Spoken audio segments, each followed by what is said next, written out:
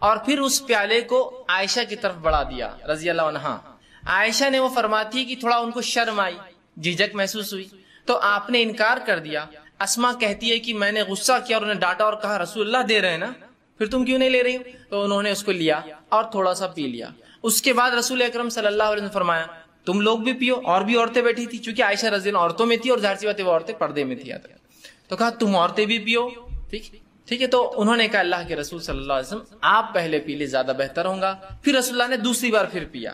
اس کو پی کر جو آپ نے پھر عورت جو اسما رضی اللہ عنہا کو دیا. وہ کہتی ہے کہ میں نے وہ گلاس لیا اور اس کو میں پلٹانے لگی، گھمانے لگی، تاکہ میں بھی وہیں ہونٹ لگاؤں جہاں رسول اکرم صلی اللہ علیہ وسلم نے ہونٹ لگایا تھا. اس سے پتہ چلا کہ صحابہ کے ساتھ ساتھ صحابیات بھی کتنا محبت رسول اکرم صلی اللہ علیہ وسلم سے کرتی تھی. یہ محبت کا تقاضا ہے، جس سے آپ محبت کرتے ہیں اس کی ہر چیز کو آپ پسند کریں. جہاں سے آپ نے پیا وہاں سے پینا پسند. تو وہ کہتی ہے میں خاموشی سے لوگ نہ دیکھے گھما رہی تھی تاکہ وہاں سے پیوں جہاں سے رسول اکرم صلی اللہ علیہ وسلم نے پیا. اس کے بعد جب میں پی چکی تو رسول اللہ نے دوسری عورتوں سے کہا تم بھی پی لو.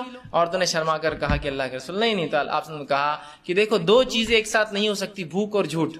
پی لو. مطلب کیوں شرما رہی ہو؟ پی لو. تم کو بھوک ہے میں جانتا ہوں، لیکن تم جھوٹ بول رہی ہو تکلف میں کہ نہیں ہم نے پی لیا. کہا پی لو، اور پھر عورتوں نے بھی پی لیا. سمجھ رہا؟ تو یہاں رسول اکرم صلی اللہ علیہ وسلم پہلی بار اپنی بیوی سے ملے عائشہ رضی اللہ عنہا، تو آپ نے کچھ دیا، مطلب کھانے پینے کی چیز. اور یہ بھی رحمت کا حصہ کہ انسان کچھ کھلا پلا. بہت سے لوگ کنجوس ہوتے ہیں، کچھ کھلاتے پلاتے نہیں کسی کو، نہ اپنی بیوی کو، نہ بچوں کو، نہ کسی کو. تو بہرحال بیوی سے جب پہلی بار ملے تو کچھ کھانے پینے کا دے. کچھ بھی ہو سکتا ہے، آج کے دور کے اندر آپ مٹھائی لے جا سکتے ہیں، اینی تھنگ، مطلب کچھ بھی ہو سکتا ہے جو محبت اور الفت بڑھانے کے لیے. اور کھانا پینا ایک ایسی چیز ہوتی ہے جس کے کرنے سے لوگوں میں آپ کی طرف محبت مائل ہوتی ہے. آپ دیکھیے کسی کو آپ بلانا چاہتے ہیں، کسی سے کچھ کام کروانا چاہتے ہیں تو کیا کرتے ہیں؟ چلو ڈھابے پر، چلو کھانے پر. سر گھر پہ کب آ رہے ہیں آپ کھانے پہ؟ تو پروموشن چاہیے آپ کو. ٹھیک.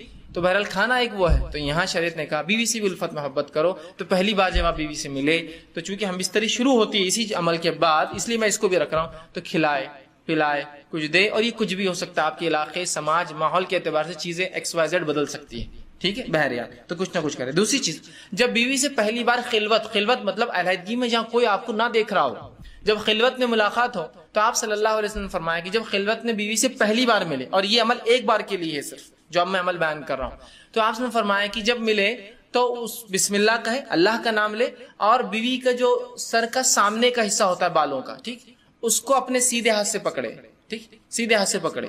سامنے کا سر کا جو بالوں کا حصہ ہوتا ہے ان بالوں کو سیدھے ہاتھ سے پکڑے. ٹھیک ہے، لیکن تکلیف دینی مطلب پکڑنا. آپ ظاہر سے اگر جمے ہیں تو ہاتھ رکھے، کھلے ہیں تو پکڑنا اچھی بات ہے. آپ نے حدیث میں آتا آپ نے پکڑا اس کو. ٹھیک، یہ آپ کھول بھی سکتے ہیں، اس میں کیا مسئلہ. بہرحال تو اس کو پکڑے، اور پکڑنے کے بعد اللہ کا نام لے اور ایک دعا کرے جو کہ نبی اکرم صلی اللہ علیہ وسلم نے اس دعا جو ابو داؤد اور ابن ماجہ کی روایت ہے، یہ دعا کرے. اور یہ دعا صرف ایک بار کرنا ہے آپ کو جب آپ خلوت میں پہلی بار اپنی بیوی سے ملیں گے. ہم بستری سے پہلے یاد رکھیں. اور یہ دعا کرے اللہم انی اسألک من خیرہا وخیر ما جبلتہا علی. اے اللہ میں تجھ سے اس کے خیر کا سوال کرتا ہوں، اور جس خیر پر تو نے اسے پیدا کیا اس خیر کا سوال کرتا ہوں. اور پھر فرمایا علیہ واعوذ بک من شرہا وشر ما جبلتہا علی. اور میں پناہ مانگتا ہوں تجھ سے اس کے شر سے، اور میں پناہ مانگتا ہوں تجھ سے اس کے شر سے اور اس شر سے جس پر تو نے اس کو پیدا کیا ہے. تو بہرحال یہ ایک بار دعا کرنا ہے آپ کو. دیکھیے دعا کتنی دیکھیے اہم اور کتنی اچھی ہے کہ اللہ میں سوال کرتا ہوں تجھ سے اس کی خیر کا، اس خیر کا جس پہ تو نے اسے پیدا کیا ہے، اور اس خیر کا جسے پیدا کیا، اور تجھ سے پناہ مانگتا ہوں اس کے شر سے اور جس شر پہ تو نے اس کو پیدا کیا ہے. یہ پہلی بار آپ کریں گے. اس کے بعد اب جب ہم بستری کا ارادہ کرتے ہیں تو اس سے پہلے آپ ایک اور دعا کریں گے. یہ دعا کامن ہے، ہر آدمی کو ہر بار ہم بستری سے پہلے یہ دعا کرنی چاہیے. یہ بہت اہم دعا ہے. لوگ پوچھتے نہیں کرے تو کیا ہوا، نہیں کرے تو کیا ہوا، نہیں بولے تو کیا ہوا، بہت سی چیزیں ہوتی ہیں. تو میں ہمیشہ سوال کرتا ہوں لوگوں سے، چلیے آپ گاڑی چلاتے ہیں، کار ٹو ویلر چلاتے ہیں، اور ہاں سیٹ نہیں ہوئی تو کیا ہوا، ہارن نہیں ہوا تو کیا ہوا، انڈیکیٹر نہیں چلے تو کیا ہوا، مڈ گارڈ نہیں رہا تو کیا ہوا، ساری گارڈ نہیں رہا تو کیا ہوا، بمپرس نہیں رہے تو کیا ہوا، ہے نا. تو آپ بولتے نہیں اچھی نہیں دکھتی نا گاڑی. مطلب آپ کمپلیشن، دنیا میں ہر چیز کمپلیشن کی طرف چاہتے ہیں، مکمل کی طرف چاہتے ہیں. سنت میں کیوں نہیں چاہتے ہر چیز مکمل کی طرف جائے؟ وہاں نہیں کرے تو مطلب ہر بار نیگیٹو کیوں، پازیٹیو کیوں نہیں کہ کر لوں تو کیا، ہر بار نہیں کرے تو ویسا نہیں کرنا چاہیے. ٹھیک، تو یاد رکھیے یہ دعا پڑھے اور بہت خیر ہے اس دعا کے اندر. ٹھیک، تو آپ صلی اللہ علیہ وسلم جو ہے، معاف کرنا بہرحال وہ دعا سے پہلے ایک چیز میں بھول گیا تھا، وہ یہ کہ جب انسان ہم بستری سے ارادہ کرے تو اس سے پہلے نکاح کی رات جو ہے نماز پڑھنا بھی یاد رکھیے. یہ عمل بھی جو ہے صحابہ سے ملتا ہے، صحابہ سے ملتا ہے. ٹھیک، اس کے تعلق سے ایک روایت آتی ہے کہ میاں بھی اکٹھے نماز پڑھے. ایک جو ہے تابعین فرماتے ہیں ابھی سعد ان کا نام تھا جو کہ غلام تھے، وہ کہتے ہیں میں نے غلامی کی حالت میں نکاح کیا اور اس کے بعد جو ہے ابو ذر غفاری رضی اللہ عنہ، ٹھیک ہے، اس کے بعد وہ کہتے ہیں کہ عبداللہ ابن مسعود اور حذیفہ بن یمان رضی اللہ عنہم کو دعوت دی. یہ صحابہ کو دعوت دی بڑے بڑے. یہ میرے پاس میری دعوت ولیمہ میں جو ہے دعوت میں نے دی نکاح کی، وہ میرے پاس آئے. جب میرے پاس آئے تو انہوں نے مجھ سے کہا کہ دیکھ جب تو اپنے بیوی سے قریب جانے کا ارادہ کر تو اللہ کا نام لے اور یہ دعا کر جو میں نے پہلے بتائی. اس کے بعد کہا کہ پھر تو اس کے ساتھ جو ہے 2 رکعت نماز پڑھ لے. تو آگے کھڑا ہو اور وہ پیچھے. یاد رکھیے مرد اور عورت بازو کھڑے رہ کے نماز نہیں پڑھ، چاہے میاں بیوی کیوں نہ ہو. تو آگے کھڑا رہے، وہ پیچھے کھڑی رہے اور تو 2 رکعت نماز پڑھ لے. اور پھر فرمایا اس کے بعد کیا کرنا ہے، تو بہتر جانے اور تیری بیوی بہتر جانے. ٹھیک، مطلب ان کو ایک سے ایجوکیٹ کیا بیٹھے بیٹھے دعوت میں کہ جو ہے تم جو ہے 2 رکعت نماز پڑھو. تو صحابہ سے یہ عمل ملتا ہے، تو کوئی شخص چاہے تو یہ عمل بالکل وہ کر سکتا ہے. ٹھیک ہے، کہ وہ جو ہے 2 رکعت نماز پڑھ سکتا ہے. جب 2 رکعت نماز پڑھ لی بہرحال، تو اس کے بعد جو ہے اب ہم بستری کا وقت آیا. اگر وہ اس کا ارادہ کرتا ہے تو سب سے پہلے دعا کرے. یہ دعا بڑی مشہور اور معروف ہے، صحیح بخاری کی روایت ہے اور بہت ساری کتب حدیث میں آتی ہے. آپ کرے بسم اللہ کا نام سے آپ شروع کرے، اللہم جنبنا الشیطان وجنب الشیطان ما رزقتنا. یہ دعا یاد رکھیں، چھوٹی سی دعا. یہ دعا کر لے بسم اللہ کے نام سے، اللہم جنبنا الشیطان، اے اللہ جو ہے ہمیں شیطان سے محفوظ رکھ. پھر آگے فرمائے وجنب الشیطان ما رزقتنا، اور اس چیز کو بھی شیطان سے محفوظ رکھ جو تو نے اس کے ذریعے رزق رکھا ہے. اور رزق سے یہاں مراد اولاد، مطلب اے اللہ مجھے اور میری بیوی کو شیطان سے دور رکھ اور جو ہے میری اولاد کو بھی شیطان سے دور رکھ. دیکھیے انسان جو ہے یہاں ہم بستری کر رہا ہے، یہاں اپنے بیوی کے ساتھ سونے کی بات ہو رہی ہے، یہاں سیکس کی بات ہو رہی ہے. اس کے بعد بھی یہاں تعلیم دی جا رہی ہے، ایجوکیٹ کیا جا رہا ہے اور کہا جا رہا ہے کہ ٹھیک ہے نفسانی خواہشات کو پورا کرنا ہے لیکن ہوس کے شکار مت بنو. یہاں بھی اللہ کا نام لے کے شیطان سے پناہ مانگی جائے گی. دیکھیے اس عمل میں بھی کیسا پاکیزہ اور کیسا مطہرہ یہ دین ہے، یاد رکھیں. بہرحال اب یہ دعا آپ نے کی، ٹھیک ہے، اب دعا کے بعد آپ بستری کر سکتے ہیں. لیکن یہ بات بہت ضروری ہے جو ہمیں سمجھنا ہے کہ جب شریعت نے مرد کو اجازت دی نکاح کی اور عورت کے ساتھ ہم بستری کرنے کی، تو یہ اجازت کو حاکم اور محکوم والا رشتہ نہیں ہے، مالک اور غلام والا رشتہ نہیں ہے. سمجھ رہے آپ بات کو؟ ورنہ ہوتا ہی کہ جب یہ موقع انسان کو مل جاتا مرد کو پہلی بار تو وہ بالکل ایک عورت کو اپنا شکار سمجھتا ہے. ہر آدمی ایسا نہیں ہوتا لیکن کچھ لوگ ہوتے ہیں ایسے. وہ سمجھتا ہے وہ شکار ہے اور میں آقا ہوں اور یہ غلام ہے، میں حاکم ہوں اور یہ میری محکوم ہے. ٹھیک، اور لہٰذا وہ اس پر ٹوٹ پڑتا ہے جانوروں کی طرح. اندازہ لگائیے ایک عورت کے ساتھ اگر آپ یہ سلوک کریں گے جو آپ کی بیوی اور زندگی پر رہنے والی شریک حیات کہا جاتا نا بیوی. شریک حیات مطلب لائف پارٹنر ہے آپ کی، پوری زندگی آپ کے ساتھ شریک رہیں گی. اور اگر پہلی رات آپ ساتھ یہ بدتمیزی کریں گے کہ آپ بتائیں گے کہ میں نے نکاح خالص صرف اپنے حوث کو پورا کرنا کیا. ٹھیک ہے، الفت اور محبت ایک چیز ہے، لو ایک چیز ہوتی ہے کہ لسٹ ایک چیز ہوتی ہے انگلش کے اندر. اردو میں جیسے کہتے ہیں ایک محبت ہوتی ہے اور ایک ہوس ہوتی ہے. تو ہمیں محبت کی اجازت ہے، ہوس پوری نہیں کرنا ہے. ہمیں جو لو کی اجازت ہے، ہم کو لسٹ نہیں. ٹھیک ہے، انسان ظاہر سی بات ہے وہی عمل کر رہا ہے جو لسٹ میں ہوتا ہے، لیکن اس میں محبت کے تقاضے کے ساتھ کہ یہ میرے اپوننٹ پارٹنر ہے، میری بیوی ہے، اس کے ساتھ زندگی گزارنا ہے. ٹھیک ہے، تو یہ بات بڑی ہے ہمیں سمجھنا ہمارے لیے. تو انسان جو ہے جب اپنی بیوی سے تعلقات قائم کرے تو اس کو حاکم اور محکوم اور ظالم اور مظلوم والا رشتہ نہ بنا دے، بلکہ اس کو محبت اور الفت والا معاملہ رکھے. اور ہم بستری سے پہلے جو باتیں ہم کو رسول اکرم صلی اللہ علیہ وسلم اور صحابہ کے آثار مطلب صحابہ کے عمل سے پتہ چلتی، وہ یہ ہے کہ یہ لوگ فور پلے کرتے، ہم بستری سے پہلے کچھ بیوی سے کھیلتے. اور ایک روایت میں رسول اللہ صلی اللہ علیہ وسلم کی اس بات کا کھلا اشارہ آپ نے فرمایا جب ایک صحابیہ کہ اللہ کے رسول میں نے ایک عورت سے نکاح کیا لیکن یہ مطلقہ ہے، مطلب اس کی شادی ہو چکی ہے اور یہ جوان تھے صحابی. تو اللہ کے رسول صلی اللہ علیہ وسلم فرمایا کہ تو نے کنواری لڑکی سے کیوں نے نکاح کیا تاکہ وہ تجھ سے کھیلتی اور تو اس سے کھیلتا. تو کہ اللہ کے رسول میری مجبوری تھی، میرے والدہ کا انتقال ہو گیا اور میری 3 چھوٹی چھوٹی بہنیں ہیں، اگر میں کوئی کنواری لڑکی لاتا تو وہ میری بہنوں کی دیکھ بھال برابر سے نہیں کر پاتی. جب میں نے ایسی عورت کو لایا نکاح میں جو مطلقہ ہے، اس کو پریویس ایکسپیرینس ہے زندگی کا، وہ زندگی سماج میں گزار چکی ہے، وہ میری بہنوں کی اچھے سے تربیت کر سکتی ہے. اس حدیث سے ایک بات اور پتہ چلی، نکاح میں بہت سارے مقاصد انسان رکھ سکتا ہے نکاح کے لیے. تو ایک مقصد یہ بھی تھا ان کا کہ محبت کے ساتھ ساتھ بچیوں کے لیے کچھ، میری بہنوں کے لیے کچھ ایسی عورت آ جائے جو میری ان کی بھابھی ہو لیکن ایک ماں جیسا ہو. تو ظاہر سی بات ہے ایک کنواری لڑکی یہ سب نہیں کر سکتی تھی. ٹھیک ہے، لیکن اس حدیث میں رسول اللہ نے جو فرمایا تو اس کے ساتھ کھیل اور وہ تیرے ساتھ کھیلے.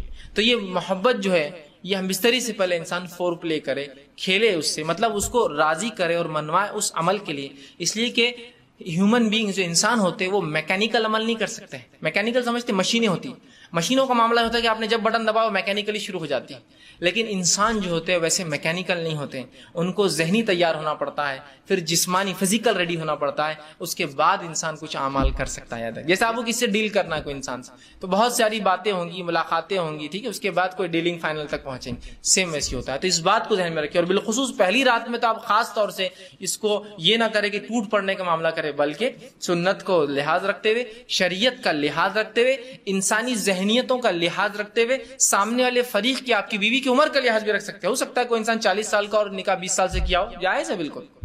تو اب یہاں سمجھنا پڑے گا اس کی عمر کا تقاضا وہ کم ہے، تو ظاہر سی بات ہے سمجھ رہے ہیں آپ بات کو. یہ تمام چیزیں آپ جو ہے ذہن میں انسان رکھیں. تو فور پلے جس کو ہم کہتے ہیں کہ ہم بستری سے پہلے کچھ ایسی چیزیں جس سے انسان اس عمل کی طرف راغب ہو جو عمل اس کو اب کرنا ہے، جو کہ اللہ نے اس کے اوپر جائز قرار دیا اور وہ مباح ہے اس کے لیے کرنا، حلال ہے اس کے لیے کرنا، جس سے اپنے آپ کو تسکین دے سکتا، سکون حاصل اور اطمینان حاصل کر سکتا. سمجھ رہے آپ بات کو. تو فور پلے کی بڑی اہمیت ہے. اس کے اندر مختلف چیزیں ہو سکتی ہیں، انشاءاللہ آگے آئیں گا تو اس میں کچھ نہ کچھ پوائنٹس اس کے ڈسکس کرتا جاؤں گا. ٹھیک. تو فور پلے ہوگا اس سے پہلے کہ انسان تیار کرے اپنے فریق کو. دوسری چیز یہ کہ دونوں کا اس عمل کے لیے راضی ہونا ضروری ہے. ہم بستری کے لیے دونوں کا اس عمل کے لیے راضی ہونا ضروری، یاد رکھیے، اس لیے کہ یہ کوئی ون سائڈ معاملہ نہیں ہے. اور مرد کے راضی ہونا یہ بالکل واضح ہوتا ہے، لیکن عورت راضی ہے نہیں راضی ہے یہ واضح نہیں ہوتا ہے. مرد اس عمل کے لیے راضی ہے، وہ ظاہر ہے، اس کی جسمانی کیفیت اور اس کا جسمانی کیفیت اس کی اشارہ کر دیتی ہے کہ مرد تو راضی ہے اس عمل کے لیے، لیکن ظاہر سی بات ہے عورت کے اندر ایسی کوئی چیز نہیں ہے جس سے پتہ چل سکے کہ اس عمل کے لیے وہ راضی ہے. بات سمجھ رہے ہیں آپ میری؟ ٹھیک. تو ظاہر سی بات ہے دونوں کی رضامندی ضروری ہے. تو مرد راضی ہے عورت سمجھ سکتی ہے، لیکن عورت راضی ہے مرد سمجھ نہیں سکتا اس کے ظاہر سی بات جسمانی اعتبار سے. تو اس کو اس معاملے میں تیار کرنا ہوگا، اس کو اس معاملے میں پوچھ سکتے ہیں آپ، اس کو اس معاملے میں اس کی بھی حامی لے سکتے ہیں آپ. اور حامی اس کا ہاں ہر بار زبان سے بولنا نہیں ہے، کچھ باتیں آپ سمجھ سکتے ہیں جس کا ہاں ہوتی ہے. سمجھ رہے نا؟ انسان کی آنکھوں کے اشارے، جسمانی ہوا جس سے انسان سمجھ سکتا ہے کہ اس کا معنی ہاں ہے. اس معاملے میں خواتین سے میری بالخصوص درخواست یا نصیحت جو ہوگی وہ یہ ہے کہ بہت ساری عورتیں، مرد تو راضی ہے اس عمل کے لیے، پہلے دن کی بات کی، اب ہم عام بات کر رہے ہیں. تو یہ بات یاد رکھیے، اور یہ ہمیشہ کے لیے عام اعتبار سے بھی اور اس دن کے لیے بھی خاص بھی، نکاح کے رات بھی اور اس کے بعد بھی، کہ عورتیں جو ہے اپنی رضامندی کا بھی اپنے شوہر سے اظہار کرے. اگر وہ یہ نہیں کرتی تو بہت ساری طلاق کی صرف یہ وجہ بنتی، یاد رکھیے، کہ وہ کہتا ہے کہ میری بیوی میں سے کبھی راضی نہیں، آج تک اس نے ایک بار بھی مجھ سے جو ہے محبت کی بات نہیں کہی یا محبت کے لیے خود راضی نہیں ہوئی. تو عورتوں کو بھی اس معاملے میں آگے حصہ لینا پڑے گا بڑھ کر، کیونکہ یہ ایک ایسی چیز ہے جس میں صرف مرد شامل نہیں ہے. اگر عورت اپنا حصہ نہیں رکھیں گی تو مرد کے لیے، میں معاف کرنا الفاظ اگر میرے سخت لگ رہے ہو تو، لیکن سمجھیے اس بات کو، مرد کے لیے صرف آپ ایک کھلونا ہو جائیں گے، اس کے علاوہ آپ کی کوئی حیثیت نہیں باقی رہیں گی. حضرت رسول اللہ کیا فرما رہے ہیں کہ تو اس کنواری سے نکاح کرتا تو وہ تجھ سے کھیلے اور تو اس سے کھیلے. دیکھیے الفاظ غور کیجیے حدیث کی، دونوں کے لیے کہا، یہ نہیں کہا کہ تو اس سے کھیلے، وہ تجھ سے کھیلے اور تو اس سے کھیلے. تو یہاں رسول اللہ صلی اللہ علیہ وسلم اشارہ کر رہے ہیں کہ اگر کنواری ہوتی تو وہ تجھ سے کھیلتی، مطلب وہ ایک پارٹ بنتی اس گیم کا، وہ اس کھیل کے اندر تیری حصے دار بنتی، شریک بنتی. تو یہ باتیں، یہ بیاہی، اب دیکھیے بہت سی بار میں سمجھتا ہوں شوہر کے ساتھ کمرے میں رہ کے بھی آپ بیاہی کا سوچیں گے تو میں سمجھتا ہوں اب کوئی تقاضے باقی نہیں رہے. یہاں بیاہی اور ہے کچھ نہیں ہے، اب آپ کا شوہر ہے وہ، یہ آپ کو سمجھنا پڑے گا. ٹھیک ہے. تو یہاں عورتیں اپنی رضامندی کا اظہار کریں جو مختلف طریقوں سے وہ کر سکتی ہے، یاد رکھیں مختلف طریقوں سے کر سکتی. جب یہ عورتیں اس میں لیک کر جاتی ہیں، کمزور پڑ جاتی ہیں، تو مرد کو ایسی عورتیں پسند آ جاتی ہیں جو اس طرف اشارے کرتی ہیں اور مائل کرتی ہیں. جو بری عورتیں ہوتی ہیں، جو فحاشائیں ہوتی ہیں، وہ اپنی رضامندی کا کنٹینیوس اظہار کرتے رہتی ہیں. تو جب عورتیں ہیں جن کے لیے جائز اپنے شوہر سے جو کام کرنا، تو کیوں نہیں وہ اپنے اظہار کرتی، کیوں نہیں بتا رہی ہے؟ چونکہ مرد راضی ہے، تیار ہے، اس کے جسمانی کیفیت سے پتہ چل جاتا ہے. عورت کو کیسے پتہ چلیں گے؟ اب تک کہ آپ نہیں بتائیں گے. اور اس میں کوئی حیا اور بے حیائی کا تقاضا نہیں. یاد رکھیے آپ کی محبت اور الفت ہے، اور اس کو کہیں گے محبت کی سب سے اونچائی، یاد رکھیے، جو میاں اور بیوی کے بیچ میں ہوتی ہے. تو آپ بھی اپنی رضامندی کا ضرور جو اپنے شوہر سے اظہار کریں. ٹھیک ہے. ورنہ اکثر طلاقوں کی وجہ یہ بنتی ہے کہ بیوی، شوہر کا دعویٰ ہے کہ بیوی نے آج تک فلاں نہیں کیا، اور پھر وہ الزام لگاتا ہے اس کا سیکس کمزور ہے یا اس کی قوت باہ اس میں نہیں ہے اور فلاں نہیں ہے اور فلاں نہیں ہے. تو وہ سب طرف کیوں جا رہے ہیں؟ شریعت نے آپ کو بتا دیا، رسول اللہ صلی اللہ علیہ وسلم کہہ رہے ہیں. اور ظاہر سی بات ہے ہر چیز کھول کر بیان کرنا ضروری نہیں، کہ اتنا کافی نہیں تو اس سے کھیلے اور وہ تجھ سے کھیلے، اتنا کافی نہیں ہے ہمارے لیے سمجھنا. کیا اور وضاحت چاہتے ہیں آپ پوری چیز؟ کیا پورا پکچر دکھانا چاہتے ہیں؟ کیا یہ بتائے تو ہم کو سمجھ میں آئیں گے؟ نہیں، اشارہ کافی ہوتا ہے. اور مومن کے لیے تو اشارے بہت زیادہ کافی ہوتے ہیں. عقل مند کو اشارہ کافی ہوتا ہے. لوگ کہتے ہیں، میں کہتا ہر مومن عقل مند ہوتا ہے اور اس کو اپنے نبی اور شریعت کے ہر اشارے کافی ہو جاتے ہیں، وہ سمجھ جاتا ہے واقعی کیا ہے. تو عورتوں کو بھی اشارہ اس حدیث کے اندر. بہرحال آگے بڑھیے. اب انسان جو ہے جمع کیسے کرے، یہ تو پہلے کا ہوا اور کچھ باتیں نکاح کے لیے خاص اور کچھ عام تھی. اب نکاح کی رات بھی ہو سکتی ہے اس میں انوالو اور ادر زندگی کا اور حصہ جہاں میاں بیوی ہم بستری کرنا چاہتے. اب جمع کیسے کرے؟ جمع سے مراد جب میں الفاظ کہہ رہا ہوں تو شرمگاہ کا جمع ہونا اور ملنا اس سے مراد ہے، میرا یاد رکھیے، ٹھیک ہے، کہ انسان اس اب جمع کیسے کرے. اس کے تعلق سے بہت ساری غلط فہمیاں ہوتی ہیں، انشاءاللہ آج اس کے ازالے کرنے کی کوشش کروں گا. اب انسان اپنی بیوی سے کیسے جمع کر سکتا ہے؟ آئیے اللہ رب العزت کا جواب اپنی کتاب، اس کی کتاب میں جس نے دیا اس سے ہم شروع کرتے ہیں. اللہ رب العزت فرماتا اور کہتا ہے سورہ بقرہ سورہ نمبر 2 آیت نمبر 223 اور فرماتا ہے نساء حرث لکم فأتوا حرثکم ان شئتم، کہ اللہ فرماتا اور کہتا ہے تمہاری عورتیں تمہارے لیے کھیتیاں ہیں اور تم جس طرح سے چاہو اپنی کھیتیوں میں آؤ. تمہاری عورتیں تمہارے لیے کھیتیاں ہیں، جیسا ایک کسان اپنے کھیت میں بیج ڈالتا ہے تاکہ اس سے فصلیں نکلے، تو تمہاری بیویاں تمہاری اولادوں کی پیدا ہونے کی وجہ ہے نا، اس کے بغیر کیسا ہوں. تو تم جو ہے اللہ رب العزت فرما رہا ہے کہ تم جو ہے پھر جہاں سے چاہو وہاں سے اپنے بیویوں میں داخل ہو. ٹھیک، اب اس کے تعلق سے کیا واقعہ آتا ہے اس کے شائع نزول میں رکھ دیتا ہوں، تو وہ پہلی بات بالکل انشاءاللہ جو آیت ہے وہ واضح ہو جائیں گی، کلیئر ہو جائیں گے. آئیے جو ہے صحیح بخاری کی روایت ہے، جابر رضی اللہ عنہ فرماتے اور کہتے ہیں یہودی جو ہے یہ بات کہا کرتے تھے کہ آدمی اگر اپنے بیوی سے شرمگاہ میں اگلے حصے میں جہاں سے اولاد پیدا ہوتی ہے، ٹھیک ہے، وہاں اگر ہم بستری پیچھے سے کھڑے رہ کر کرے، پیچھے ہو کر کرے بیوی کے، سمجھ رہے ہیں بات کو، کہ اپنے بیوی سے صحیح جگہ مطلب شرمگاہ کا اگلا حصہ اس میں ہم بستری کرتا ہے جہاں سے اولاد پیدا ہوتی ہے، لیکن پیچھے سے کھڑے رہ کر کرتا ہے تو اس سے اولاد بھینگی پیدا ہوتی ہے، مطلب آنکھیں اس کی سکوئن جس کو کہتے ہیں، مطلب آنکھ ڈھلتی ہوئی یا دونوں آنکھ ڈھلتی ہوئی ہوتی ہے، بھانگا جس کو عام زبان میں کہتے ہیں، ٹھیک ہے، یہ بھینگا جس کو بولتے ہیں، تو ویسا پیدا ہوتا ہے. جب یہ بات صحابہ تک پہنچی تو صحابہ نے رسول اللہ سوال کیا، اللہ کے رسول یہودی کہتے ہیں کہ ایسا اگر کرنے سے بچہ بھینگا پیدا ہوتا ہے، سکوئنٹ ہوتی ہے اس کی آنکھیں، ڈھلتی ہوئی ہوتی ہے، خراب ہوتی ہے، دونوں بیچ میں آ جاتی ہے. تو آپ صلی اللہ علیہ وسلم نے اس کے جواب میں اللہ رب العزت نے یہ آیت نازل کی. جب یہ آیت نازل ہوئی تو آپ نے فرمایا اور کہا آگے سے یا پیچھے سے مگر مقام پیدائش میں. آپ نے کیا کہا؟ آگے سے یا پیچھے سے لیکن مقام پیدائش میں. سمجھ رہا؟ مطلب جہاں سے اولاد پیدا ہوتی ہے وہیں انسان کر سکتا ہے، اس کے علاوہ کرنا حرام ہے. انشاءاللہ اس کی تفصیلات آگے رکھوں گا کیا حرام ہے اس معاملے میں، ٹھیک ہے. تو چاہے انسان آگے سے ہو پیچھے سے ہو لیکن مقام پیدائش میں. آئیے دوسری روایت، عبداللہ ابن عباس رضی اللہ عنہ فرماتے ہیں، یہ ابو داؤد کی روایت، آپ نے فرمایا تھوڑی طویل روایت ہے لیکن بہت ساری باتیں علم کی اس میں آ رہی ہے اس روایت کے اندر، بالخصوص اس مسئلے کے تعلق سے. وہ کہتے ہیں مدینہ میں انصار جو ہے یہودیوں کی اتباع کرتے تھے، کیونکہ انصار تو مشرک تھے، ان کے پاس کوئی عقیدہ نہیں تھا، یہ تو لیکن اہل کتاب کو یہ بڑا اونچا سمجھتے چونکہ وہ کتاب کے حامل لوگ تھے، تو ہر چیز میں وہ یہودیوں کو فالو کرتے، حتیٰ کہ یہودی اپنے بیویوں کو چت لٹاتے، مطلب چہرہ اوپر اور عورت لیٹی ہے اور اس کے بعد ہم بستری کرتے، تاکہ اس سے کیا ہوتا ہے سطر کے لیے بھی اچھا ہے، انسان جب مرد لیٹ جاتا ہے عورت پہ تو پوری ڈھک بھی جاتی ہے، تو طہارت کے لیے بھی اچھا ہوتا ہے اور سطر پوشی کے لیے بھی خامہ کا زیادہ سطر کھلتا نہیں ہے، اچھا ہوتا ہے. تو یہودی صرف اس پوزیشن کو، اس طریقے کو حلال مانتے تھے. چونکہ انصار رسول اللہ صلی اللہ علیہ وسلم کے آنے سے پہلے، اسلام سے پہلے ان کو دیکھتے تھے، ان کو فالو کرتے تھے، اس معاملے میں بھی یہودیوں کو فالو کرتے تھے کہ نہیں یہودی بول رہے تھے اہل کتاب ہے، ان کے پاس ایک دین دھرم تھا جو اللہ کی طرف سے آتا، لہٰذا ان کو فالو کرنا چاہیے، تو اس معاملے میں ان کی بھی اتباع کرتے تھے.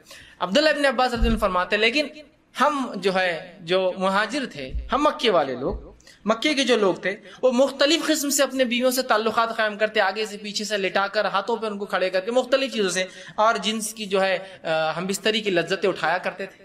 لیکن جب مہاجر مدینہ پہنچے اور انصاریوں سے نکاح شروع کیا، اور جب ایک مہاجر نے ایک انصاری عورت سے نکاح کیا اور نکاح کرنے کے بعد جیسا ان کا طریقہ تھا کہ وہ مختلف انداز سے مختلف طریقوں سے صحیح جگہ ہم بستری کرتے، مطلب شرمگاہ میں اگلے حصے میں کرتے، جب اس نے ڈیمانڈ کیا اس شخص نے، تو اس انصاریہ نے کہا ہم تو صرف ایک طریقہ اپناتے. اس عورت نے، وہ بھی صحابیہ تھی، وہ ہے چت لیٹنا اور تم اوپر سے رہو. اس نے کہا ایسا کیوں؟ ہم تو مختلف چیزیں کرتے ہیں، جس کو عام زبان میں بہرحال آسن کہتے ہیں، لوگ بہرحال سمجھتے ہیں آسن کہتے ہیں، اس کو شاید سنسکرت کا لفظ ہے، یہ ہندی کا لفظ ہے. بہرحال تو ہم تو مختلف کرتے ہیں. تو انہوں نے کہا نہیں میں تو یہ کرنے نہیں دوں گی. جھگڑا بڑھ گیا، اس نے کہا میں تو ایسے ہی کروں گا، اس نے کہا ہمارے پاس یہ طریقہ نہیں، اور بات رسول اکرم صلی اللہ علیہ وسلم پہنچ گئی اور پھر یہ آیت نازل ہو گئی تمہاری بیویاں تمہاری کھیتی ہے، تم جہاں سے چاہو. مطلب جو مہاجر کر رہے تھے صحیح کر رہے تھے، مختلف پوزیشنز ہو سکتے ہیں لیکن اگلے حصے میں صرف پیدائش کے حصے میں انسان کر سکتا ہے. تو یہ روایت میں بہرحال بہت ساری باتیں آ گئی اور بہت ساری باتوں کا جواز ہمیں مل گیا ہے. آگے آئیے، اب اس معاملے میں جو ہے انسان جمع جو کرے، ہم بستری کرے تو لیٹ کر سکتا ہے، لیٹنے میں جتنی پوزیشنز ہو سکتی ہے وہ استعمال کر سکتا ہے. شرط ایک ہی ہے، وہاں انسان اپنی شرمگاہ کو داخل کرے عورت کی شرمگاہ میں جہاں سے اولاد پیدا ہوتی ہے، ٹھیک ہے، وہی ایک جگہ ہے. دوسرا بیٹھ کر سکتا ہے، جتنی پوزیشنز ہو سکتی ہے اس کے لیے، شریعت نے اس سے کوئی ممانعت کا اظہار نہیں کیا. لیکن سب سے بہترین پوزیشن اولاد کی پیدائش میں اور اس میں سازگار ہونے میں وہی ہے جو عورت کو لٹا کر کرے، اس لیے کہ اس میں سیدھا مرد کی شرمگاہ اوپر سے ہوتی ہے اور اولاد کی پیدائش کے چانسز زیادہ ہوتے ہیں اس معاملے میں. بہرحال ٹھیک. اس کے بعد بیٹھ کر جتنے طریقے ہو سکتے ہیں، جتنی پوزیشنز ہو سکتی ہے، جس میں میں جو بتا رہا ہوں بات آپ سمجھ رہے ہیں کہ شرمگاہ مرد کی عورت سے ملے اور سامنے کے حصے میں آپ کے لیے جائز ہے. اسی طرح کھڑے رہ کر جو کچھ ہو سکتا ہے، اس میں کوئی ممانعت نہیں ہے. کراہت ہو سکتی ہے، ناپسندگی ہو سکتی ہے، لیکن ممانعت کسی میں بھی نہیں، حرمت کسی میں بھی نہیں. بیٹھ کر، لیٹ کر، کھڑے رہ کر کچھ بھی ہو سکتا ہے. ابھی بات کا ازالہ میں کر دوں، بہت سے لوگوں نے عجیب عجیب باتیں لکھ دی، اللہ ان پر رحم کرے، جس کی وجہ سے امت کو خامخواہ ایسی مشکلات اور تکلیفوں میں ڈالا جو شریعت نے نہیں دی. کہ کھڑے رہ کر کرے تو اولاد لنگڑی پیدا ہوتی ہے، بیٹھ کر کرے تو اولاد فلاں پیدا ہوتی ہے، پیچھے سے کرے. آج بھی میں کہہ رہا ہوں کہ اگر کوئی لڑکا بہنگا آ جاتا ہے جس کی آنکھیں اسکوئنٹ ہو، اس کی آنکھیں برابر نہ ہو، تو عورتیں ایک دوسرے کو دھکا دے کے ہستی مجلس ان کے ماں باپ نے کیا کرے تھے دیکھو بچہ. آج بھی میں کہہ رہا ہوں، کیسی عجیب بات ہے. شریعت کلیریفیکیشن دے رہی ہے، قرآنی آیتیں نازل ہو رہی ہے، اس کے بعد بھی کہ ہماری عقل. اب عقلوں کا کیا بھائی، علم کی کمی ہی یہ سب چیزوں کی وجہ ہے. لا علمی جو نقصان پہنچاتی ہے نا، وہ کوئی چیز، کوئی ہتھیار، کوئی دشمن آپ کو جو نقصان نہیں پہنچائیں گے نا، آپ کی اور ہماری لا علمی اسلام کے تعلق سے نقصان پہنچاتی ہے. بہرحال تو کوئی بھی پوزیشن اختیار کر سکتے، کوئی ممانعت کسی بھی پوزیشن کی ثابت نہیں ہے. ٹھیک. اسی طرح سیکنڈ چیز، ہم بستری کے اندر بیوی کو چومنا اور بوسہ لینا جسم کے ہر حصے کو جائز ہے. تمام اعضاء کو چومنا یا بوسہ لینا آپ کے لیے جائز ہے. اس کے مختلف طریقے ہو سکتے، وہ تمام جائز ہے. بوسہ لینے کے مختلف طریقے ہو سکتے، پورے جائز ہے. انسان جو ہے مختلف سر پہ لیتا ہے، پیشانی پہ لیتا ہے، گال پہ لیتا ہے، اور ہونٹ پر لے سکتا ہے، تمام جائز ہے. اس کے علاوہ جسم پر لے سکتا ہے، جائز ہے. تمام جسم پہ بوسہ لینا اور چومنا جائز ہے، انکلوڈنگ ایوری تھنگ میں کہہ رہا ہوں. ٹھیک. اس کے بعد دوسری جو غلط فہمی ہوتی ہے، لوگ سوال کرتے ہیں، وہ یہ ہے کیا میاں بیوی ایک دوسرے کے جسم کو تمام حصوں کو ہاتھ لگا سکتے ہیں؟ تو ہاں، میاں اور بیوی اپنے جسم کے تمام حصوں کو ہاتھ لگا سکتے، انکلوڈنگ ملا کر اپنی شرمگاہ کا اگلا اور پچھلا حصہ ہاتھ لگانے میں اجازت ہے. اسی طرح میاں اور بیوی اپنے جسم کے تمام حصوں کو دیکھ سکتے، انکلوڈنگ اگلا اور پچھلا حصہ شرمگاہ کا. کوئی نہ دیکھنا چاہے اس کا اپنا مسئلہ ہے، اس کی اپنی طہارت میں اس کا اعلیٰ مقام ہے، لیکن اسی کوئی حرمت اور کراہت ثابت نہیں ہے، یاد رکھیے. اس لیے کہ آپ سے سوال ہو اللہ کے رسول ہم اپنے بیویوں کا کیا دیکھے اور کیا نہ دیکھے، تو کہا تم اپنے بیویوں کا سب کچھ دیکھ، اپنے بیویوں کا جو چاہو سب کچھ تم دیکھ سکتے. تو حدیث نے کھلی آپ کو اجازت دے رکھی ہے، چھونے کے معاملے میں تمام اعضاء اور دیکھنے کے معاملے میں تمام اعضاء. یہ بات اس لیے کہہ رہا ہوں کہ بہت سے لوگوں نے پتہ نہیں ایسی باتیں کہہ دی، اللہ رحم کرے کہاں سے لایا مجھے نہیں پتا، کہ اگر بیوی کی شرمگاہ دیکھی تو اولاد بگڑی بھی پیدا ہوتی ہے. ارے اللہ، تو کیسے ریسٹرکشنز ہم دے رہے ہیں جو ریسٹرکشن شریعت کے نہیں ہیں.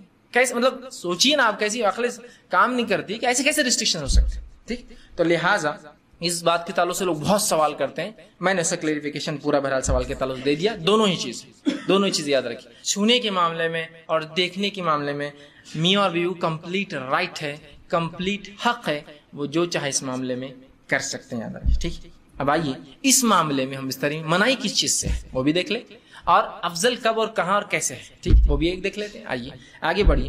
تو اس معاملے ہم بستری میں دبر، پیچھے سے، مطلب شرمگاہ کے پچھلے حصے میں عورت کے داخل ہونا حرام ہے، جس کو عام زبان میں کہیں گے پیخانے کی جگہ. ٹھیک. عورتوں کے جو شرمگاہ ہوتی ہے وہ مردوں کے مقابلے میں مختلف ہوتی ہے اس معاملے میں کہ مرد کی شرمگاہ کا ایک ہی حصے سے پیشاب بھی نکلتا ہے اور منی بھی نکلتا ہے، لیکن عورتیں مختلف. تو عورتوں کے پیشاب کی جگہ الگ ہوتی ہے اور شرمگاہ الگ، جہاں اولاد پیدا ہوتی ہے وہ جگہ الگ ہوتی ہے، اور پیخانے کی جگہ الگ ہوتی ہے. تو مردوں میں 2 ہی حصے ہیں جہاں سے نکلتا، عورتوں میں 3 ہوتے ہیں. تو یاد رکھیے مرد کے لیے عورت کی جو ہے شرمگاہ کے علاوہ کوئی بھی عمل کرنا درست نہیں، اور بالخصوص دبر کی تو حرمت شریعت نے اتنی سخت ثابت کی. مسند احمد کی روایت ہے، جو ہے ام سلمہ رضی اللہ عنہ فرماتی ہیں، جب مہاجرین انصار کے پاس مدینہ آئے تو ان کی عورتوں سے جو ہے شادیاں رچائی. مہاجر عورتوں کو زمین پر لٹا کر یا ان کے ہاتھ کو زمین پر رکھ کر گھٹنوں کے بل ان کو کر جمع کرتے تھے، فائدہ اٹھاتے تھے. مہاجرین میں سے ایک آدمی نے انصار کی عورت سے نکاح کر لیا اور ارادہ کیا کہ ویسے ہی کام کرے جیسا وہ ان کے پاس چلن تھا کرے. تو اس نے انکار کر دیا اور کہا جب تک رسول اکرم صلی اللہ علیہ وسلم پوچھ کر نہیں آؤں گی عمل نہیں کرنے دوں گی. اس نے کہا ٹھیک ہے جا پوچھ کر آ جا. وہ عورت صبح ہونے کے بعد رسول اکرم صلی اللہ علیہ وسلم کے پاس پہنچی. جب خدمت پہ پہنچی تو بڑی شرم آئی, کیسے پوچھوں کیسے پوچھوں. تو ام سلمہ رضی اللہ عنہا جو آپ کی عزوز بیوی تھی ان سے کہا کہ ذرا آپ رسول اللہ سے پوچھ دیجئے نا کہ یہ عمل کیا جائز ہے. تو آپ صلی اللہ علیہ وسلم نے یہ آیت پڑھی جو آیت نازل ہوئی تھی سورہ بقرہ کی, میں نے پہلے لکھ دی, نساؤکم حرث لکم فاتوا حرثکم انا شئتم, تمہاری بیویاں تمہاری کھیتی ہے, جہاں سے چاہو داخل ہو جاؤ. جو ہے اور وہ آگے اللہ کے سنا نہیں مگر ایک ہی جگہ مقام پیدائش کا داخل ہو, لیکن نہیں مگر ایک ہی جگہ مقام پیدائش. تو اس سے پتہ چلا دبر میں داخل ہونا, پیخانے کی جگہ یا انال سیکس جس کو کہتے ہیں, شریعت میں حرام ہے, اور اتنا سخت حرام ہے کہ اس کی حرمت کے تعلق سے 3 حدیثیں رکھتا ہوں آپ کے سامنے. پہلی حدیث آپ سے فرماتے ترمذی اور ابن حبان کی روایت آپ نے فرمایا اور کہا اللہ تعالیٰ ایسے آدمی کی طرف نہیں دیکھیں گا یا دیکھنا گوارا نہیں کرے گا جو اپنی بیویوں سے دبر میں جمع کرتا تھا, پیخانے کی جگہ جو ہے جمع کرتا تھا. اس کی طرف دیکھنے والا نہیں, اللہ قیامت. اللہ کا نہیں دیکھنا مطلب اللہ کا رحم نہیں کرنا. دوسری روایت ابو داؤد کی روایت آپ سے فرماتے وہ آدمی ملعون ہے, اللہ کے نزدیک لعنتی ہے, فرشتوں کے نزدیک لعنتی ہے, انسانوں کے نزدیک لعنتی ہے, جو فرماتے ہیں جو محاش یعنی دبر میں عورت کے داخل ہو. دوسری روایت. تیسری روایت بہت سخت ہے, آپ سے فرماتے ہیں نسائی کی روایت آپ نے فرمایا جس آدمی نے حائضہ عورت سے ہم بستری کی, جس آدمی نے اپنے بیوی سے دبر میں دخل کیا, اور جس آدمی نے یا عورت نے جو ہے کسی کاہن کے پاس جایا, نجومی کے پاس گیا اور اس کی بات کی تصدیق کی, ہاں یہ تو صحیح کہہ رہا ہے, اس نے اس چیز کا انکار کیا جو محمد پر نازل ہوئی ہے, مطلب وہ شریعت کا منکر ہے, وہ کافر ہے. اب لا علمی میں سمجھتا ہوں کتنے لوگ یہ گناہ کر چکے ہیں اپنی زندگی میں. لوگوں کو لگتا ہے یہ تو کوئی بات ہی نہیں, روٹین آف لائف ہے. ٹھیک, لا علمی کتنی خطرناک ہو سکتی, سمجھ رہے ہیں کہ اس نے اس چیز کا انکار کیا جو محمد پر نازل ہوئی. وہ منکر شریعت ہے, وہ اسلام کا منکر آدمی جو دبر میں داخل ہوتا ہے. ہم کو معمولی لگتا ہے, شریعت کے نزدیک بہت سنگین جرم, تو علم بہت ضروری ہے ہر معاملے میں. بہرحال ٹھیک, تو یہ تینوں روایت بہرحال اس چیز کی وضاحت کر رہی تھی کہ تحریم دبر ہے. جن کو اللہ رب العزت نے اولاد عطا نہیں کی تھی انہوں نے بھی اللہ رب العزت سے اولاد مانگی, اور انبیاء علیہ الصلوۃ والسلام کا کسی چیز کو مانگنا یہ اپنے آپ میں دلیل ہوتی ہے کہ ایک بہت عظیم نعمت ہے, بہت بڑی نعمت ہے. تو انبیاء علیہ الصلوۃ والسلام نے اولاد کی نعمت جن کو نہیں تھی, جس میں مثال کے طور پر ابراہیم علیہ السلام یا زکریا علیہ السلام ہے, ان کو اولاد نہیں تھی, انہوں نے اللہ رب العزت سے اولاد مانگی. تو پتہ تو یہ چلا اولاد کا ہونا ایک عظیم, ایک بڑی نعمت ہے, ایک بڑی سعادت ہے اللہ رب العزت. لیکن جیسا کہ آپ نے سوال کیا کہ ہمارے سماج میں اولاد کے نہ ہونے کے تعلق سے بڑے مسئلے ہیں, اور جس کے تعلق سے بڑے عجیب و غریب سوالات, اور جس کے تعلق سے میں سمجھتا ہوں ایسی عجیب و غریب باتیں ہیں جس کی کوئی انتہا نہیں. جیسے کہ اگر کسی کو اولاد نہ ہو تو لوگ اس کو منحوس سمجھتے ہیں, ان کی شادی کو بیکار سمجھتے ہیں, ایسے مرد اور عورت کو جینے کا حق نہیں سمجھتے ہیں, مطلب اس درجے تک چلے جاتے ہیں. بہت زیادہ شادی کا کوئی پھر جب اولاد نہیں مطلب کوشچن نہیں ہوتا. اسی طرح ان کو کسی خوشی کے پروگرام میں بلایا نہیں جاتا ہے. میں نے دیکھا کوئی اگر ایسا ایونٹ ہے جس کے اندر کوئی خوشی کی بات ہے تو بولتے بھائی ان کو پیچھے رکھو, ان کو اولاد نہیں. ٹھیک, تو اس طرح سے کر. تو ایک بات تو یہاں میں واضح کرنا چاہوں گا, وہ یہ ہے اولاد کا ہونا اللہ رب العزت کی طرف سے ایک بڑی نعمت ہے. ٹھیک, لیکن نہ ہونا یہ کوئی کسی انسان کے لیے آزمائش ہو سکتی ہے اللہ رب العزت کی طرف سے, لیکن نہ ہونا اس کے برا ہونے کی علامت تو نہیں. اس کی کوئی آپ ایگزامپل پیش کریں؟ دیکھیں, اس کے لیے ہم ایگزامپل لے سکتے ہیں ابراہیم علیہ الصلوۃ والسلام. ابراہیم علیہ الصلوۃ والسلام کی عمر 80 سے تجاوز ہوگی, مطلب مور دین 80 ایئرس ہوگی. بائبل کے مطابق 86 87 ایئرس یا کم و بیش 90 کے قریب ہے ابراہیم علیہ السلام, اور آپ اب تک بھی اولاد ہیں. اللہ رب العزت سے ابراہیم علیہ السلام نے دعا کی, اللہ نے اولاد. تو کیا نعوذ باللہ اللہ رب العزت کے جلیل القدر نبی کیا اولاد نہیں ہونے سے کچھ بھی مطلب رتی برابر ہے؟ اولاد ایک نعمت, لیکن اس کے نہ ہونے سے انسان کی کوئی خامی, کوئی برائی, کوئی نحوست, یہ ساری نہیں جو سماج میں جنرلی پائی جاتی ہے. تو اولاد اللہ کی نعمت ہے, اس کا ہونا بھی ایک آزمائش ہے, لیکن یہ بتا دوں, اور اس کا نہ ہونا بھی ایک آزمائش. ہونا اس سینس میں کہہ رہا ہوں کہ تربیت کے اعتبار سے آزمائش جب ہو جاتی ہے, اور نہیں ہونا اس سینس میں کہہ رہا ہوں کہ نہیں ہونے سے انسان کے لیے جو ایک اہم ذریعہ ہے مرنے کے بعد بھی ثواب جاری ہے, سلسلہ بہرحال اولاد نہیں ہونے سے بند ہو جاتا ہے. لیکن اس کا ہرگز مطلب ہی نہیں ہے, اس لیے کہ شریعت میں جو عمل آپ کرتے ہیں وہ اصل ہے. اولاد ایک پلس پوائنٹ ہے, وہ نہ ہونے سے انسان کے نام عمل میں یہ نہیں ہے کہ وہ کامیاب ہوگا یا نہیں ہوگا, وہ تو اس کے عمل ہے, لیکن اولاد ہونے سے اضافی درجات انسان کے بہرحال بلند ہے. سماج میں کہتے ہیں اولاد کا نہیں ہونا یہ بہت گنہگار ہونے کی علامت ہے, ایک سزا کے طور پہ لیا جاتا ہے. ہمارا سزا کے طور پہ لیا جا رہا ہے. تو اولاد کا نہیں ہونا کسی کے گنہگار ہونے کی ہرگز یہ کوئی دلیل نہیں، اس لیے کہ اللہ نے اپنے سب سے چہیتے بندوں کو بھی اولاد نہیں دے کے آزمایا، جس کی جیتی جاگتی مثال اللہ کے خلیل، اللہ کے دوست ابراہیم علیہ السلام ہے، اور دوسری مثال زکریا علیہ السلام، دونوں کا واقعہ قرآن میں موجود ہے۔ تو پتہ ہی چلا گناہگار ہونا ضروری نہیں، ایک انسان کے اعمال کے اعتبار سے اللہ رب العزت کبھی اولاد نہ دے کے بھی سزا دے سکتا ہے، اور ایک انسان کے جو ہے اعمال کے اعتبار سے اولاد نہ دے کے بھی آزما سکتا ہے، مطلب وہ گناہگار نہیں، اس کی آزمائش، تو یہ ڈیپینڈ ہے اس شخص پر، تو وہ گناہگار نہیں۔ دوسرا کچھ لوگ یہ بھی دیتے ہیں کہ وہ استغفار ان کو کثرت سے کرو کہا جاتا ہے، تو اس کا مطلب گناہگار ہے جبھی تو کہا جا رہا ہے۔ دیکھیے استغفار کا معاملہ یہ ہے کہ گناہگار کے لیے تو استغفار ظاہر سی بات ہے گناہ کی معافی کا ذریعہ ہے، لیکن استغفار ایک دائمی ایسی عبادت ہے جو انبیاء علیہ السلام نے بھی کی، نبی اکرم صلی اللہ علیہ وسلم 70 سے 100 مرتبہ استغفار کرا، تو پتہ ہی چلا نیک لوگوں کی عبادت کا یہ ایک حصہ استغفار کرنا، اور وہ بھی کثرت سے کرنا۔ اور سورہ نوح کے اندر اللہ رب العزت نے نوح علیہ السلام جب اپنی قوم کو دعوت دیتے ہیں وہ نہیں مانتی ہے، اور اس کے بعد وہ جو چیزیں بتاتے ہیں اللہ کے سامنے رپورٹ پیش کرتے ہیں کہ اللہ میں نے اتنی دعوت دی، یہ چیزیں بتائی، لوگ اس کے بعد بھی ایمان نہ لائے، اس میں انہوں نے یہ کہا کہ اگر میری قوم تم استغفار کرو گی تو اللہ تمہیں اولاد دیں گا۔ تو اس سے ہی پتہ چلتا ہے کہ انسان استغفار کی کثرت کرے تو اللہ رب العزت اولاد دیں گا اس کو، لیکن اس کا ہرگز مطلب نہیں کہ وہ گناہگار ہے، اور گناہگار ہونے کی وجہ سے اللہ نے اولاد نہیں دی لہٰذا استغفار کرو کہا جا رہا ہے، جبکہ ہم جانتے ہیں استغفار تو انبیاء علیہ السلام۔ جی یہ جو سوال تھا کہ جن کو اولاد نہیں ہوتی ہے یہ کیا یہ گناہگار ہوتے ہیں، کیا ان کو یہ سزا کے طور پہ دیا جاتا ہے؟ جیسے کہ یہ سوال ایک خاتون کی طرف سے تھا، تو ظاہر سی بات ہے اولاد کا نہ ہونا اس کے لیے اکثر خواتین کو ذمہ دار ٹھہرایا جاتا ہے، تو میرا اگلا سوال یہ ہے کہ اولاد کا نہ ہونا کیا اس کے لیے مرد بھی ذمہ دار ہے؟ دیکھیے بھائی نے بڑا اچھا سوال کیا ہے کہ جنرلی عموماً ہمارے سماج میں جو میرا تجزیہ بھی ہے، میرا تجربہ بھی ہے، ٹھیک، وہ یہ ہے کہ اولاد اگر نہ ہو تو لوگ صرف اور صرف عورت کو برا بھلا دیں۔ تو آئیے سب سے پہلے تو ہم جو ہے سورہ شورا سورہ نمبر 42 اس کی آیت نمبر 49 اور 50 دیکھتے ہیں، جو کہ اس سے پہلے کے جو سوال بیچ میں آیا تھا اس کا جواب بھی اس میں۔ اللہ رب العزت اس آیت میں فرماتا اور کہتا ہے کہ للہ ملک السماوات والارض، اللہ کے لیے ہے زمین و آسمان کی ملکیت۔ پھر اللہ فرماتا ہے یخلق ما یشاء، اللہ جو چاہتا ہے وہ کریٹ کرتا ہے، جو چاہتا ہے وہ بناتا ہے، جو چاہتا ہے وہ پیدا کرتا ہے۔ پھر آگے فرماتا ہے اللہ رب العزت اور وہ جس کو چاہتا ہے لڑکیاں عطا فرما، اور جس کو چاہتا ہے لڑکی عطا فرما، اور جس کو چاہتا ہے دونوں دیتا ہے، اور جس کو چاہتا ہے بے اولاد ہے۔ اور اللہ رب العزت نے فرمایا اور جس کو چاہتا ہے اولاد نہیں دیتا ہے، اردو میں کہیں گے بانج رکھتا ہے، اور وہ جو ہے اس کو جو اولاد نہیں۔ تو یہاں اللہ رب العزت نے 4 طبقے بتائے انسانوں کے، جن کو اللہ رب العزت ان کے ساتھ تخلیق جس کو کہیں گے کریشن، پرو کریشن، نسل جو آگے بڑھتی ہے اس کے تعلق سے، پہلا جس کو چاہتا ہے لڑکیاں دیتا ہے، اس کے بعد فرمایا جس کو چاہتا ہے لڑکے دیتا ہے۔ ایسے دیکھیں یہاں بھی آیت کے اندر ایک بڑی حکمت ہے، پہلے لڑکیوں کا تذکرہ پھر لڑکوں کا، اہمیت زیادہ ہے، اہمیت ہے اس وجہ سے پہلے تذکرہ، لڑکیاں دیتا ہے، جس کو چاہتا ہے لڑکے دیتا ہے، جس کو چاہتا ہے دونوں دیتا ہے، اور جس کو چاہتا ہے کچھ نہیں دیتا ہے۔ تو لڑکیاں ہونا بھی اللہ کی نعمت، لڑکے ہونا بھی اللہ کی نعمت، دونوں ہونا بھی اللہ کی نعمت، اور کچھ نہیں ہونا بھی اللہ کی طرف سے ہی ہے، اس میں بھی انسان کا دخل نہیں ہے۔ آیت یہ تھوڑی کہہ رہی ہے کہ جو بہت نیک ہے ان کو خوب لڑکے دیتا ہے، جو تھوڑے کم ہے تو لڑکیاں مکس دیتا ہے، جو گناہگار ہے لڑکیاں بد گناہگار ہے تو کچھ بھی نہیں، یہ اللہ کی چوائس۔